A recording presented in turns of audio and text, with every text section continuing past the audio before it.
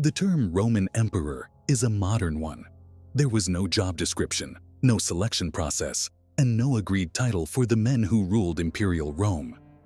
Emperors could be elevated with high political, legal, and eventually religious offices, but control of the army and the Senate was what really mattered. Julius Caesar, the last Republican ruler, and Gaius Octavius or Augustus, the first emperor, threw a long shadow over the office. The adoption of either of their names might signal a man's rise to ultimate power. With the imperial throne a passport to enormous power and wealth, and little to stop the strongest from seizing it or the weakest being propelled into it, it's no wonder that some Roman emperors are famous for being bad, brutal, and even evil. Tiberius, the successor to Augustus, enjoyed a successful military career before becoming emperor. However, his reign was marked by suspicion, paranoia, and a withdrawal from public life. He relied heavily on advisors, some with questionable motives, leading to accusations of tyranny. Tiberius's reign also saw the rise of Sejanus, a powerful Praetorian prefect who orchestrated the deaths of many potential rivals. The later years of Tiberius's rule were tainted by executions and purges, fueled by his growing paranoia. While some historians argue for Tiberius's positive contributions in areas like infrastructure and finance, his legacy is overshadowed by the cruelty and mistrust that characterized much of his reign.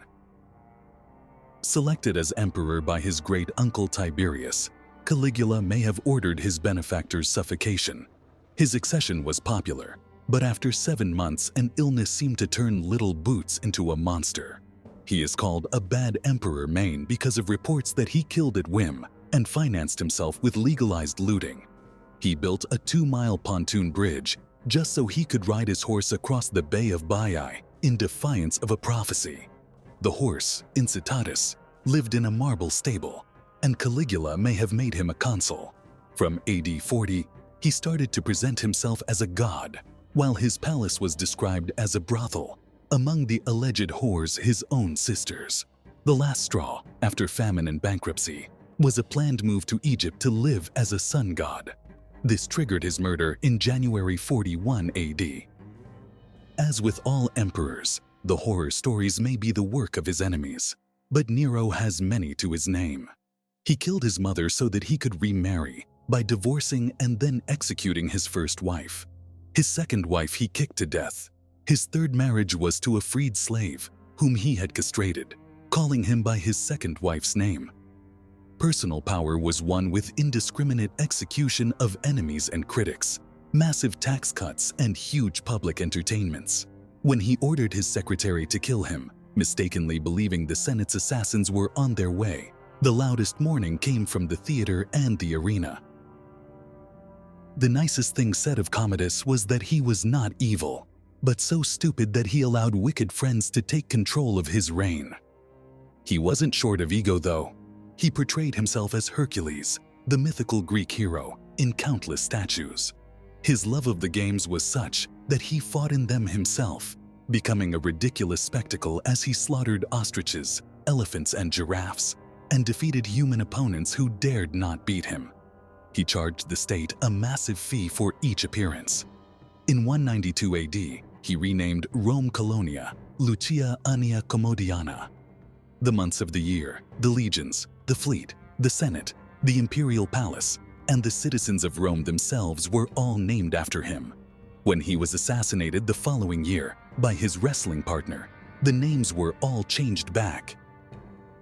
His path to power was stained with blood. He murdered his own brother Geta to become sole emperor, a dark act that foreshadowed his reign. Caracalla was a ruthless military leader, focused on expanding the empire's borders. He campaigned heavily against barbarian tribes, pushing the frontiers further east. However, his ambition came at a cost. He neglected the city of Rome, and a devastating plague, likely brought back from his campaigns, ravaged the population. One of Caracalla's most significant legacies is the Constitutio Antoniniana, also known as the Edict of Caracalla, that granted Roman citizenship to all freeborn men within the empire, which helped to unify its vast territories. Despite the edict, Caracalla's reign was marked by tyranny and bloodshed.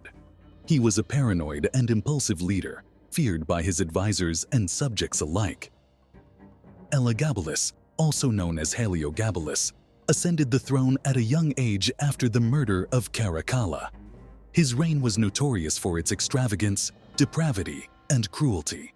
He brought his Syrian sun god cult to Rome, alienating the Roman public and traditional religious practices.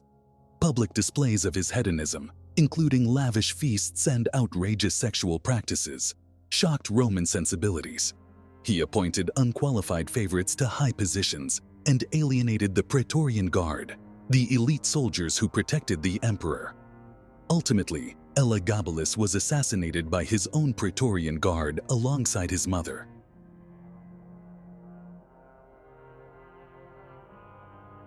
Maximinus exhausted his empire with war. Finally, his troops turned on him. His rule is seen as the start of the great military anarchy of the 3rd century. After defeating German tribes at terrible cost, Maximinus went on to fight the Dacians and the Sarmatians simultaneously. He cared only for the army, whose favor he won by doubling their pay at terrible cost to Rome's economy. Because his predecessor had favored Christians, Maximinus had all church leaders killed. When the Senate backed a revolt against him, he sought to bring his constant war home to Rome. His enemies stood up to him, and the siege was the final straw for his troops who killed him, his son, and advisors, and took their heads into the city on poles. The emperors you've just encountered represent a dark side of Roman history, a stark contrast to the wise and effective leaders who also held the position. However, studying these bad emperors offers valuable insights.